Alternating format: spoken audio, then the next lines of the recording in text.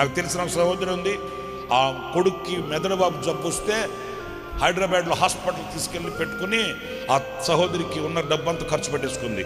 భర్త లేడు, బిడ్డకి మెదడువాపు జబ్బు వచ్చి ఉన్నదంతా పోగొట్టుకుని ఆఖరికి వాళ్ళ అన్న దగ్గరకు వచ్చి సహాయం అడిగితే ఆ సహోదరి ఇంటిని రాయించుకుని డబ్బులు ఇచ్చాడు వాళ్ళ అన్న. రక్తాన్ని పంచుకొని పుట్టిన అన్న. ఘన చరిత్రలు ఇవి గిన్నిస్ రికార్డులు కూడా కనబడవు. కనీసం పిడికడు మెతుకులు కూడా తినలేని పరిస్థితుల్లో బిడ్డను హాస్పిటల్లో పెట్టుకొని అల్లాడిపోతూ బిడ్డను బ్రతికించుకోవాలన్న ఆశతో ఉన్నదంతా పోగొట్టుకొని ఆఖరికి అన్న దగ్గరకు వచ్చే అన్నని సహాయం అడిగితే ఇంటిని రాయించుకొని చెల్లికి సహాయం చేశాడు.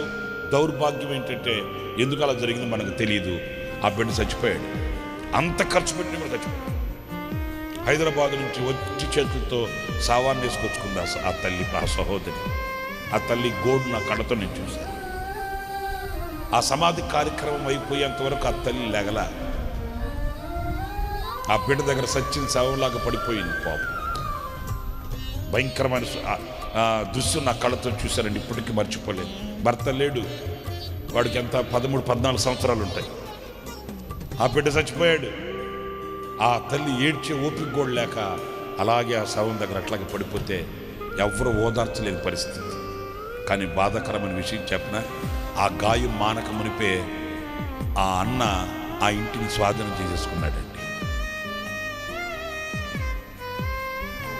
నేను డబ్బిచ్చాను నీకు ఇల్లు ఖాళీ చేయమని ఆ సహోదరుని బయటికి గెంటి ఆ ఇల్లు స్వాధీనం చేసేసుకున్నాడు. ఆస్తి ముఖ్యమే కానీ బంధం అతనికి ముఖ్యం అనిపించలేదు. తోబుట్టువే, ఎవరిని నమ్ముతాం చెప్పండి? ఎవరిని నమ్ముతాం?